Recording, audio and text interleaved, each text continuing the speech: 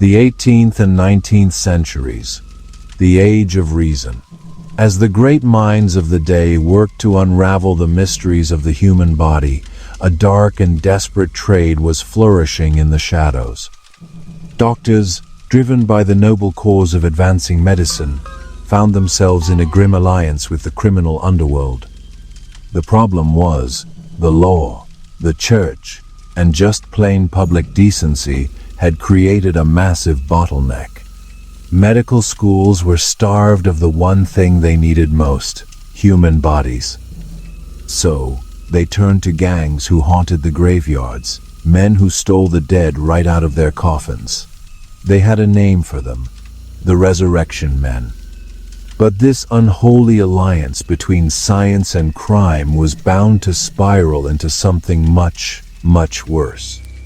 Because in the gaslit alleys of Edinburgh, two of the most infamous suppliers to the anatomy tables realized something simple and terrifying. It's much easier and way more profitable to create a corpse than to dig one up. Their names were William Burke and William Hare, and they weren't just grave robbers. They were pioneers of a terrifying new business: murder for profit. So how did cities like Edinburgh and London become hunting grounds for the dead? Well, it all comes down to a central paradox of the era. This was the age of enlightenment, and medical science was making incredible leaps. Anatomy wasn't some fringe curiosity anymore. It was the bedrock of modern surgery. To be a good doctor, you had to know the landscape of the human body, and there was only one way to learn it: dissection. Medical schools were booming, attracting thousands of eager students, but they all ran into the same critical shortage. You see, in the UK, the only bodies legally available for dissection belonged to executed murderers. That meant maybe a handful of cadavers a year, when schools needed hundreds. In Scotland, the law was a little more generous, allowing for the bodies of suicide victims, orphans, and people who died in prison, but it still wasn't nearly enough to supply the anatomy schools of Edinburgh, a major center for medical study. Imagine a lecture hall packed with students, all craning their necks to witness a single precious dissection, knowing it might be their only chance to see the structures they were supposed to master. The pressure was immense. Anatomists like the famous Dr. Robert Knox in Edinburgh were celebrities, but their careers and really the future of medicine itself all depended on a steady supply of fresh corpses. This desperation created a huge shadowy market.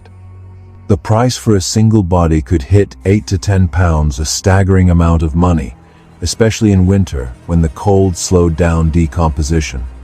It was a business opportunity that was just too good for some to ignore. Enter the Resurrection Men, or body snatchers. These weren't ghouls driven by some morbid curiosity. They were organized, ruthlessly efficient criminals. Working in gangs, they'd scout fresh graves, often paying off church sextons or watchmen to look the other way. Their targets were almost always the poor, whose families couldn't afford to protect their final resting places. Enter the Resurrection Men, or body snatchers. These weren't ghouls driven by some morbid curiosity. They were organized, ruthlessly efficient criminals. Working in gangs, they'd scout fresh graves, often paying off church sextons or watchmen to look the other way. Their targets were almost always the poor, whose families couldn't afford to protect their final resting places. Their methods were a dark art form. They didn't waste time digging up the whole coffin. Instead, they'd dig a narrow shaft down to the head of the grave, using wooden shovels to muffle the sound. Then, they'd break open the coffin lid, loop a rope around the deceased, and just winch the body out. And here's the crazy part. They only ever stole the body, leaving clothes or jewelry behind. See, while messing up a grave was a minor offense, stealing the corpse itself? That was a strange legal gray area. A dead body wasn't considered property, so you couldn't technically steal it. The corpses would be stuffed into sacks or packed in whiskey barrels to hide the smell, then thrown onto a cart, headed for the back door of a prestigious anatomy school. Public terror was rampant. Anyone with money went to incredible lengths to protect their dead. They hired armed guards to stand watch over fresh graves. Cemeteries built tall watchtowers, some of which are still standing today. The wealthy invested in giant iron cages called mortsafes that were locked over the coffin until the body had decomposed enough to be useless to the anatomists. But for most people, these measures were impossibly expensive. Their loved ones were vulnerable, and they knew it. This grim trade hit its horrifying peak in Edinburgh, thanks to two Irish immigrants, William Burke and William Hare. Hare ran a boarding house in a poor part of the city, and Burke was a lodger. And contrary to popular legend, they never robbed a single grave. Their story began in November 1827, when one of Hare's lodgers died, still owing £4 in rent. To get his money back, Hare and his friend Burke decided to sell the body.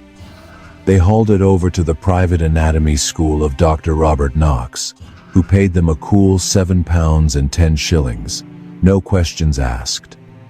A light bulb went on.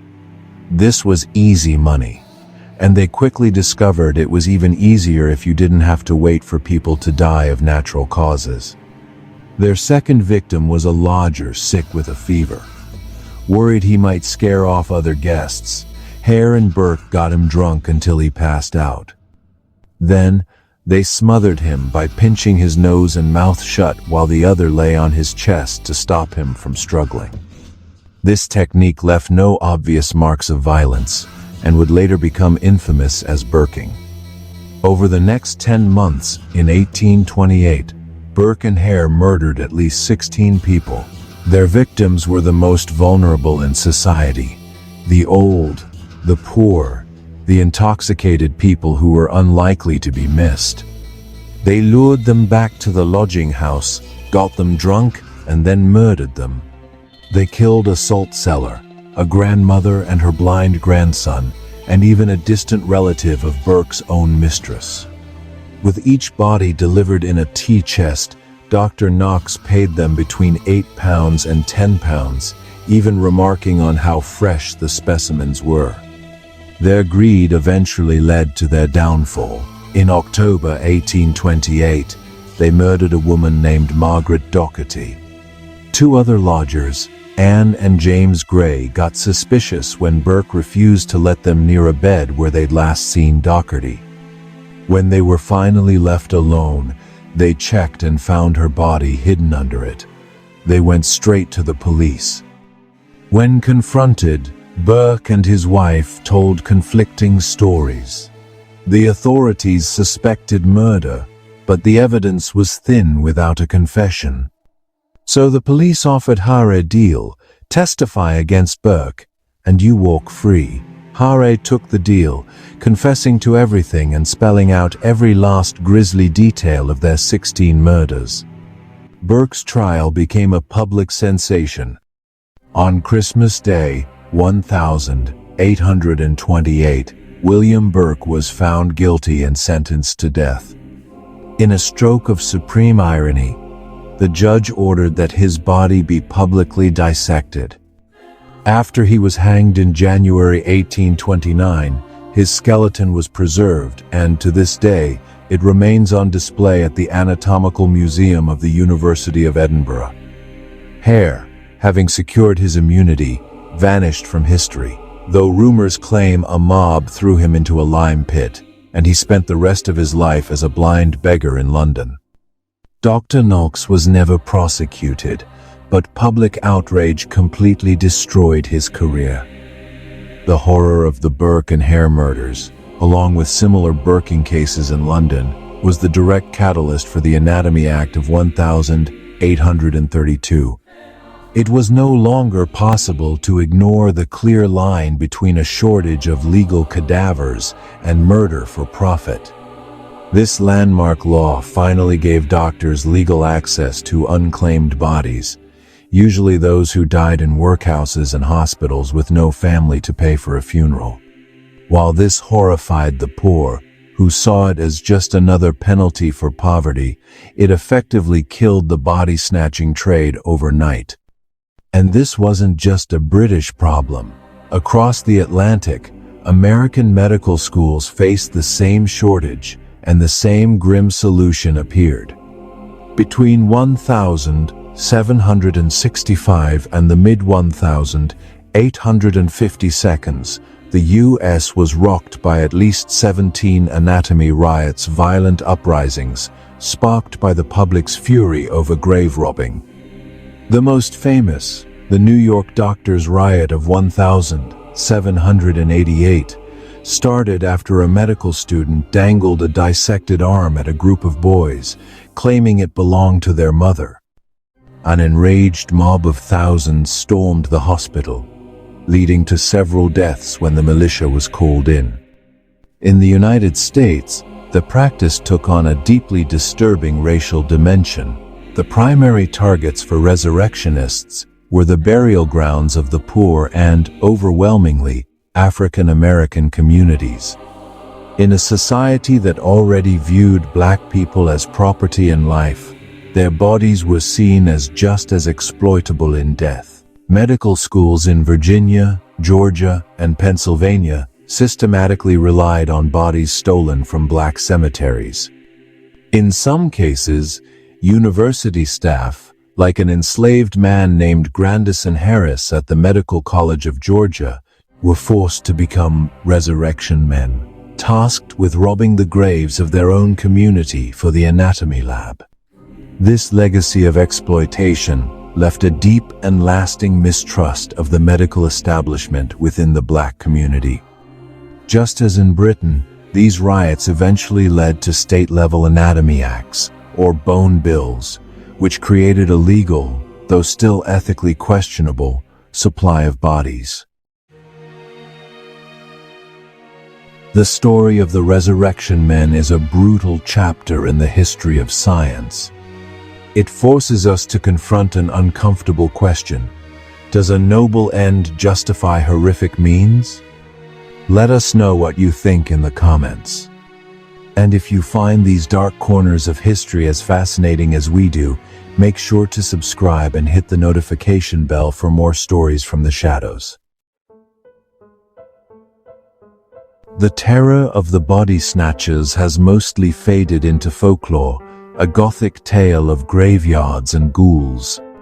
But the legacy is very real. The knowledge gained from those stolen, and even murdered, bodies is foundational to modern medicine. Every time a surgeon makes an incision, they're relying on an anatomical understanding built, for a time, on a foundation of theft, desecration, and murder. It's a chilling reminder that the path to enlightenment isn't always bright, and the search for knowledge can lead down some very dark roads.